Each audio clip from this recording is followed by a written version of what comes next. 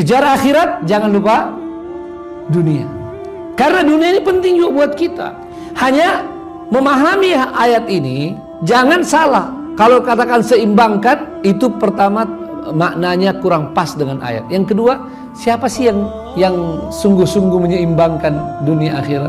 Apa maksud seimbang? Kalau seimbang itu 50-50, 50% 50%. Bisakah kita sekarang ini urusan agama 50%, urusan dunia cuma 50%? Buktinya tidak kan? Ya, kalau pemikiran seperti itu, lebih banyak urusan dunia kita. Betul? Salat aja yang 5 menit sekali dikali 5 25 menit, masih banyak orang Islam yang tidak salat.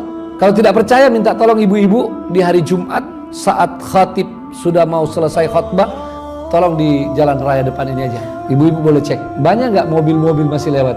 Banyak apa tidak? Semua orang non-muslim? Jawab aja. Kira-kira semua orang non-muslim? Atau semua perempuan yang nyetir itu laki-laki ya? Yang jelas mereka tidak semua musafir atau sedikit musafir, dan mereka tidak datang bulan kecuali belum terima gaji ya. Itu kenyataannya. Jadi tidak ada ya, itu hanya istilah kita seimbangkan, padahal itu saja nggak bisa. Ataupun kita yang sudah sholat ya, tapi tidak lagi memikirkan urusan agama ini, itu berapa menit. Jadi yang benar adalah antara dunia akhirat bukan dalam dua garis sejajar, tapi harusnya dua titik yang linier, dua titik yang dalam satu garis, bukan yang linier, bukan garis sejajar. Ini dunia, ini akhirat, bukan. Harusnya kalau tarik garis, dia ini titik dunia, ini titik akhirat, ditarik satu garis. Dunia dan akhiratnya nyambung. Karena yang kita lakukan di dunia ini harusnya mempunyai perspektif akhirat. Nah, ini yang penting kita bangun. Tidur kita untuk akhirat juga, makan untuk akhirat, berjalan, bekerja. Kalau kita sudah dapat kuncinya, seperti itu. Nah, maka akhirat pokok, dunia jangan lupakan. Kalau mau mendalami ayat ini, disebut oleh para ulama tafsir, untuk dunia cukup diingatkan jangan lupa. Kalau akhirat harus dikejar, harus dicari. Kenapa Pak? Kenapa Bu? Kan ayatnya begitu, carilah akhiratmu dan jangan lupa duniamu. Karena secara fitrah manusia ini lebih cenderung ke dunia, lebih cenderung ke dunia.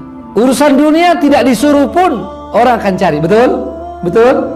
Tapi akhirat kecenderungan manusia itu menjauhinya. Walaupun sebetulnya pada asalnya manusia itu sejak lahir sudah ada dua garizah dalam dirinya, dua kecenderungan itu, dunia akhirat.